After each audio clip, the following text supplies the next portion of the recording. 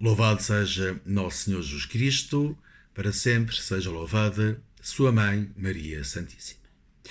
Bem-vindo a mais um estudo de 3 capítulos do livro do Eclesiastes. Hoje vamos então entrar nos capítulos 4, 5 e 6. O autor olha à sua volta e começa a ver a realidade. A realidade da vida. A realidade do esforço ou do não esforço do ser humano. E por isso, o autor começa, logo no capítulo 4, por começar a falar do escândalo provocado pela maldade humana. Que escândalo é esse? O escândalo da opressão. O outro escândalo que fala tem a ver com as lágrimas. As lágrimas daqueles que são oprimidos e que não têm ninguém que lhes enxugue as lágrimas. No meio do sofrimento, não há ninguém quem os console. O autor depara-se com esta realidade. E vejam que, a dada altura, ele chega ao ponto de fazer esta afirmação.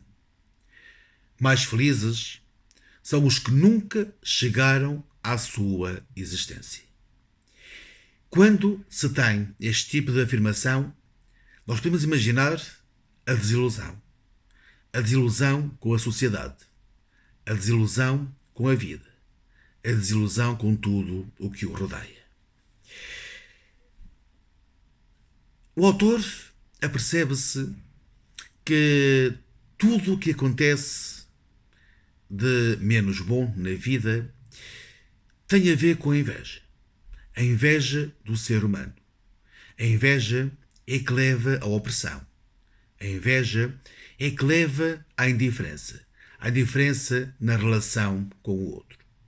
E por isso, o ideal na vida do ser humano não é uma vida a partir do individualismo, mas antes a partir de uma vida em comum, de uma vida em comunidade.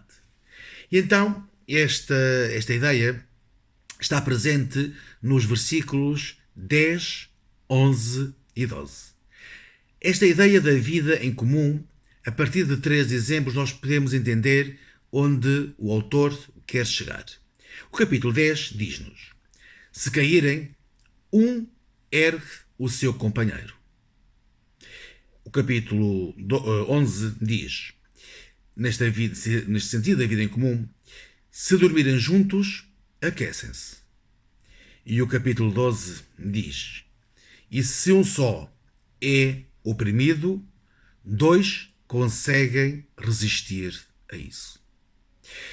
Nunca fazer uma caminhada só, mas fazer a caminhada da vida sempre em comum, sempre numa vida em comunidade. A ilusão do poder.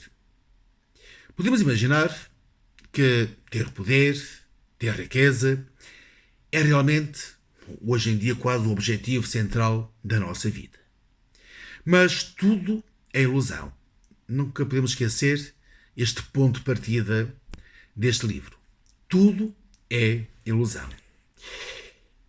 E há uma frase que chama a atenção quando diz: vale mais um jovem pobre, mas sábio, do que um rei velho, mas insensato.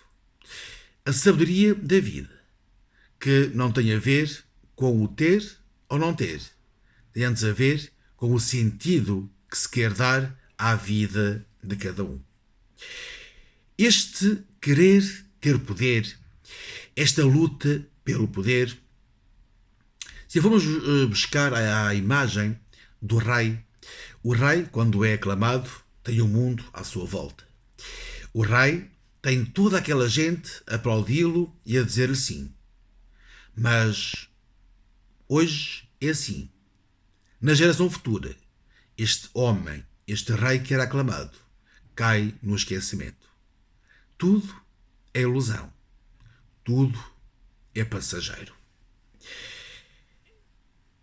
Na relação com Deus, aquilo que o livro nos quer chamar a atenção tem a ver com a ideia da forma como nós dialogamos com Deus.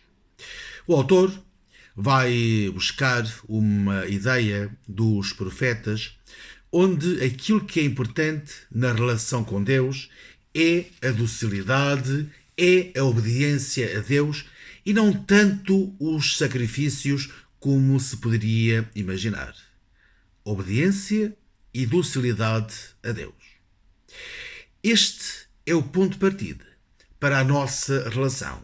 A relação com aquele princípio. O autor que nós, diz o autor do livro, que nós não conseguimos ainda abranger. Dando um salto, entramos no capítulo 5. O capítulo 5 refere-se um bocado na continuidade da forma como terminamos o capítulo 4, das promessas que o homem faz a Deus. E o versículo 3, neste capítulo 5, diz o seguinte: se fizeste um voto a Deus, trata de o cumprir. Está-se a falar da verdadeira relação com Deus. Uma relação que não pode ser muito baseada na emoção. Porque na emoção nós dizemos muitas palavras, nós assumimos muitos compromissos, nós fazemos muitos votos a Deus, mas como é tudo muito emotivo, quando passar a emoção, quase também nos esquecemos de tudo o que foi dito. E por isso chama a atenção da forma como dizemos e como falamos com Deus. Falar a partir da verdade. Falar a partir daquilo que na verdade sai do coração de cada um. Tudo é ilusão. A ilusão das riquezas. O dinheiro, a riqueza são ilusão. Há uma frase que nos deve ficar na memória e que nos pode ajudar muito para a nossa vida, que diz: onde abundam os bens, abundam os que os devoram. Encontramos esta frase no versículo 10. Esta frase, volto a repetir: onde abundam os bens, abundam os que os devoram. Poderíamos traduzir esta ideia por muitas realidades que nós conhecemos. Quando aquela família é poderosa, quando aquela família tem muitas riquezas, à sua volta há tantos, tantos e tantos amigos. Mas quando as coisas começam a correr menos bem, onde estão os amigos? Todos abandonam o barco.